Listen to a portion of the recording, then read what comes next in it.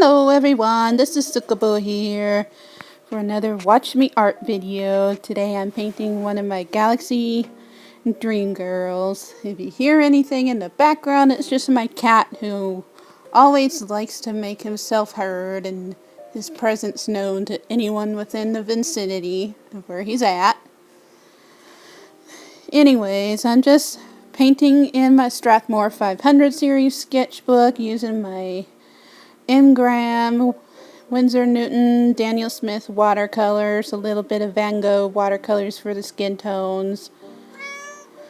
And yeah, and for the galaxy parts later that you will see me paint, I use Graham titanium white gouache and a little bit of ivory black gouache as well to mix some gray tones in there. And then I will go over that with white P.H. Martin's pen white ink. So yeah, I hope you enjoy this video. For anyone who doesn't care for a little bit of story time, you can go ahead and mute this from here on out. Don't forget to like, comment, and subscribe and all of that, and happy arting! Alrighty, so for today's Watch Me Art story time, I got something a little different for y'all. I was watching Tim Tom's video about little lies that he told as a kid, which ate away at his soul for the rest of his days. And just like Rebecca Perham's video about her little face injury as a child, this got me thinking back to my youthful days once more.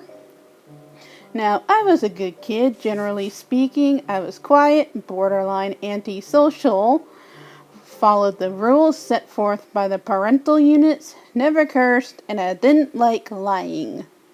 Of course, like any kid, I lied about a few things, like getting to sleep, who snapped the first rubber band at whom in a rubber band war with my older brother, typical stuff. And that type of typical little white lies is boring to talk about. So let's talk about some things I did that my parents told me not to, and I did the things anyway. Now, growing up, like many families, we had dogs, more particularly a golden retriever and a small toy poodle. It's an actual breed, look it up. Thing about golden retrievers is their size. They grow to be 23 to 24 inches tall and are 65 to 75 pounds. They are decent sized dogs. They also need exercise, with their favorite pastimes being nice long walks or games of fetch. Now, I was sickly when I was growing up. Still am, but that's besides the point. So I couldn't always take our golden boy out for walks. My parents specifically told me not to throw balls in the house because a ball could bounce or the dog could break something. But when my parents had errands to run and my grandma, who was staying with us at the time, was upstairs, I did it anyways. Most of the time, our dog and I were careful. Nothing went wrong. Great, no consequences, and our boy got exercise. Except for one time. This day was a bit different. It was pouring rain, and we literally couldn't go out except for potty breaks. So my dad made an exception to the whole no ball playing in the house rule. Your boy's gotta get his exercise, right? So all is going well. Dog is happy. I am laughing at his antics. Dad goes into the kitchen for something. And anyone who's a parent will know that the moment their back is turned, that's when it all goes down. I give the ball a good toss. The dog makes a grab for it with his mouth, and the ball bounces off his teeth right into a crystal rose Mom had gotten from a friend. It shattered to pieces. I'm standing there stunned at what just happened, and Dad comes rushing back to see what broke, as the dog was wagging his tail with the ball in his mouth. I'm stammering like an idiot and start crying because I have no idea how that happened, because it was all so quick. Thankfully, Dad was a pretty chill guy.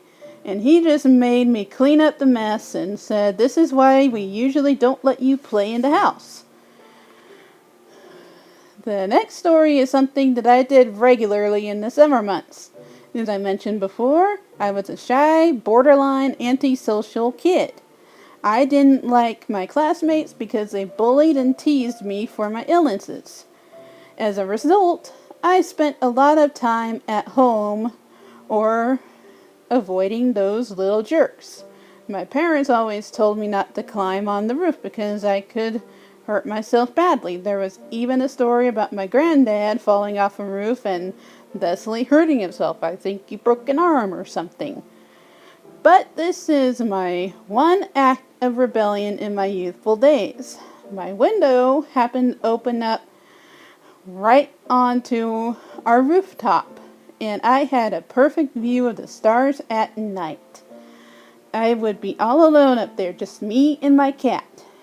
I used to always make sure my bed was positioned right at my window.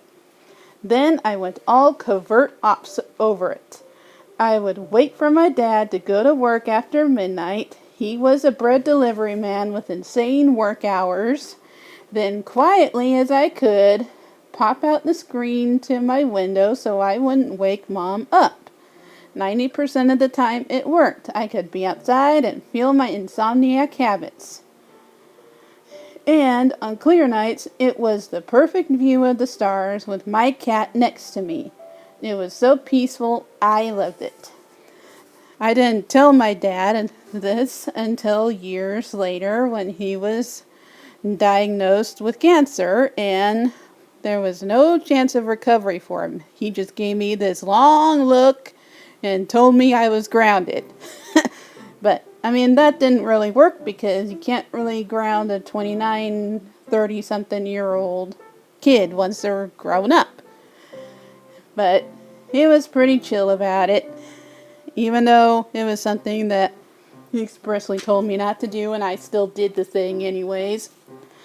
But anyhow, those are just a couple of stories from my youthful days of me doing something my parents told me not to do. Hope y'all enjoyed this story time and this Watch Me Art video. Any questions or comments, feel free to leave them down below. And I hope y'all will have a fantastic day wherever you are at. Don't forget to like, comment, and subscribe. Alrighty. Happy arting. Bye.